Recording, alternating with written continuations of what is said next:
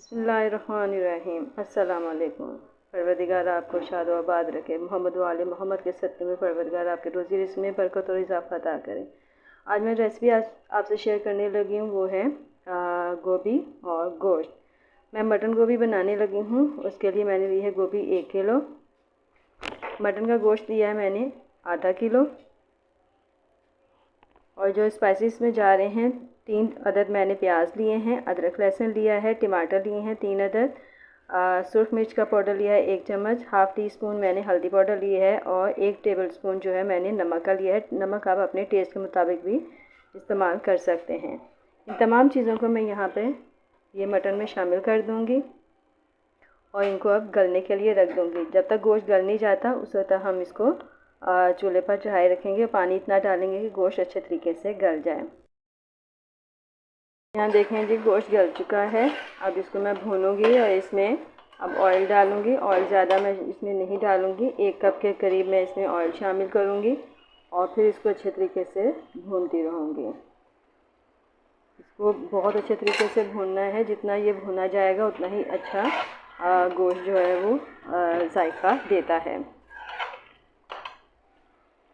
ये देखिए जी, माशाल्लाह से गोश्त हमारा जो है वो भुन चुका है। ये देखें ऑयल अलग हो चुका है और बहुत अच्छी खुशबू आ रही है। ये देखें, और अब इसमें यहाँ पर मैं गोभी शामिल करूँगी और गोभी को भी भूनूँगी खूब अच्छे तरीके से, ताकि गोभी की भी जो स्मेल वगैरह जो होती है उसकी, या जो उसकी कड़वाहट थोड़ी सी होती है, वो भी ख़त्म हो जाएगी। तो गोश्त में इसको हमने तकरीबन 10 से 15 मिनट तक हमने गोभी को भूनना है, ताकि अच्छे तरीके से गोभी भी भुन जाए। देखें अच्छा कलर आ रहा है। ये देखें जी, गोभी को भी मैंने अच्छे तरीके से भून लिया है। अब इसको मैं ढककर रख देती हूँ ताकि गोभी भी गल जाए और इसका फ्लेवर गोश्त का इसके अंदर आ जाए।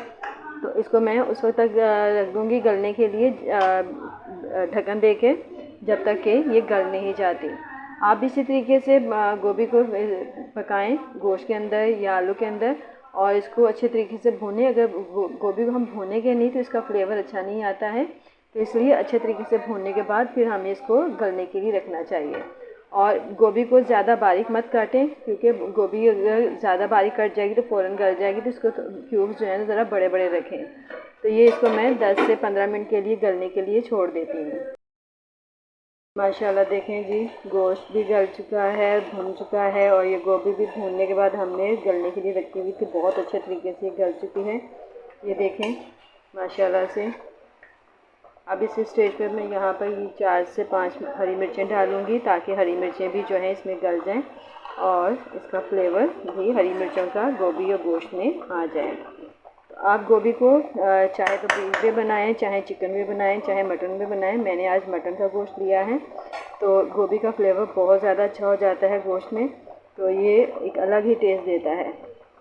यकीनन आपको मेरी ये रेसिपी पसंद आई होगी। मेरी रेसिपी आपको पसंद आई तो लाइक करें, शेयर करें, और इसी तरीके से आप भी मेरी रेसिपी को फॉलो करें, और ऐसे ही आप लोग भी गोभी गोश्त बनाएं। बहुत मज़े की बनती है, सीज़न में आ गई है गोभी, तो इसलिए आप भी इसको ज़रूर ट्राई कीजिएगा।